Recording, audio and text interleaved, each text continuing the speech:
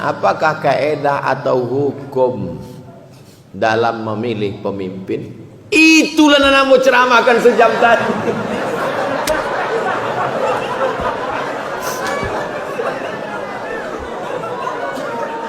Tambah panjang kepalamu.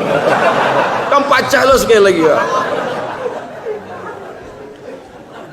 Orang minum khamar, orang bajua khamar, orang membuat diskotik, prostitusi, LGBT, di taman-taman orang pacaran, indak bisa, indak selesai dek fatwa, indak selesai dek ceramah, dan bisa melakukan nahi mungkar itu adalah pemimpin. Maka mendudukkan orang dan mau bernahi mungkar hukumnya wah. Itu dan mau jalekan sejam tadi. Iko ditulis sebelum membawa ceramah. Iko sebenarnya cara supaya lebih menekankan. Mau tahu cara orang Bukit Tinggi. Saya lulus tes PNS, alhamdulillah, tapi mencontek. Apakah status PNS saya Pak Ustadz? Apakah gaji saya halal? Kadang banyak jamaah kau sebenarnya nyolah tahu, cuma ingin menawa-nawa. Kira-kira Ustadz kok bisa nggak ada turun sekitar? Kami selama belajar di Azhar tidak pernah mencontek sekalipun. Di Azhar kami tidak pernah mencontek sekalipun, tidak pernah mencontek. Hebat takwa Pak Ustadz. Takwa Ustaz, takwa pada Allah Ta'ala. Sistemnya ketat. Di Al-Azhar itu masuk ke kelas hanya membawa pena cie. Tidak percaya tanya ke Ustaz je. Hanya bawa pena. Jadi kawan nambo masuk lainnya ke ruangan kelas itu membawa pena cie. Sesudah itu tidak boleh bawa kertas. Dia gila kertas soal. Dia lagi kertas soal, waktunya mencari kertas soal itu, kan tak ingat awak jawabannya kan? 3 soalnya. Waktu langsung ditulisnya di belakang tuh supaya tak jangan lupa. Tulisnya jawaban. Sementara karate jawaban tibo, di jamaah mahasiswa rame. Jawabnya di belakang. Sesudah itu dibaca. Datang petugas mencari. Kok lah ada jawaban di belakang? Dicabut visanya setahun. Maka Ketua mahasiswa baru disampaikan itu Abdul Somad, beko kalau masuk ruang ujian, maka jangan tulis jawaban di belakang, jangan tulis di kerate, jangan tulis beko waang karena deportasi setahun. Jadi andalan awak apa? Menghafal mainge.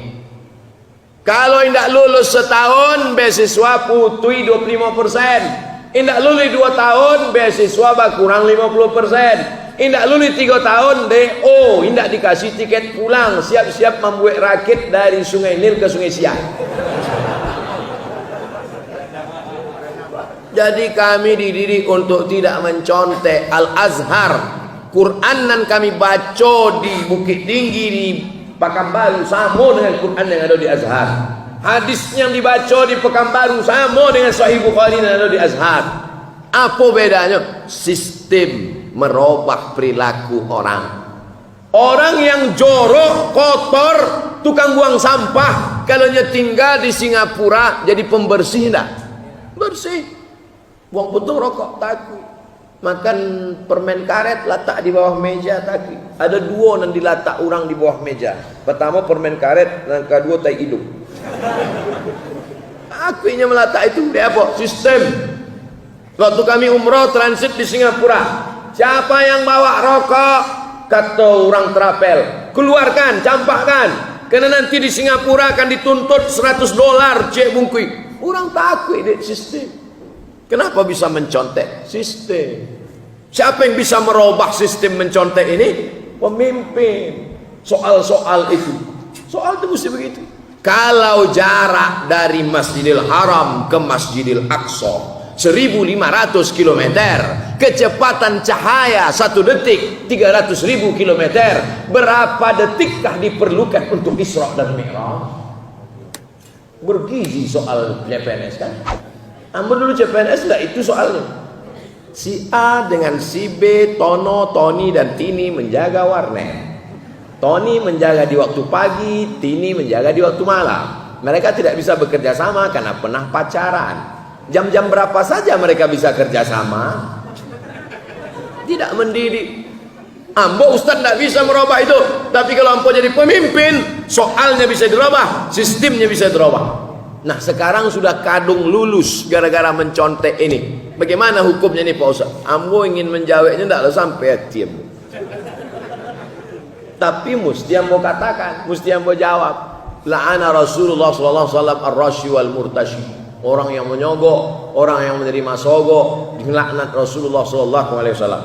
Kalau pendapat ulama-ulama muktabar berdasarkan hadis man ghassana falaysa minna, siapa yang menipu kami bukan golongan kami. Mencontek bagian dari menipu, haram hukumnya. Oleh sebab itu kalau tapi tanya juga ustaz lain, tanya ustaz lain, mungkin ustaz lain kalau menurut saya karena darurat katanya. Rupanya ini mencontek juga. Kami sama Ustaz Jel sama-sama tidak pernah mencontek di Azhar. Kami alhamdulillah dididik dengan sistem yang sangat ketat. Dan ambo ketika pulang jadi dosen, ambo pakai sistem itu. Waktu ambo ujian, jangan ada mencontek. Komplain mahasiswa, Ustaz aja yang tidak boleh, dosen yang lain boleh kok. Karena ambo sangkonya ambo bodoh. Pas hari kedua, ambo bagi soal. Silakan contek, silakan. Tengoknya lain. Ambo buat soalnya beda saja. Silakan contek, cari lah. Lain Pak, iyalah. Jadi bisa awak buat sistem. Itu jawaban tentang itu. Tidak ada tawar menawar. Kondisi sekarang dalam situasi panas. Tidak rasanya. Ambo tidak ada terasa panas. Apa yang harus kita siapkan sebagai generasi muda? Generasi muda kau tidak usah terlalu muluk-muluk. Sembahyang subuh tepat waktu saya lu. Kau ingin membebaskan Palestina, jago lalu jam 8. Akhir Palestina. Akidahnya mesti benar, ibadahnya mesti betul, akhlaknya mesti baik. 3 saja anak muda. Akidahnya la ilaha illallah. Jangan syirik. Yang rusak akidah.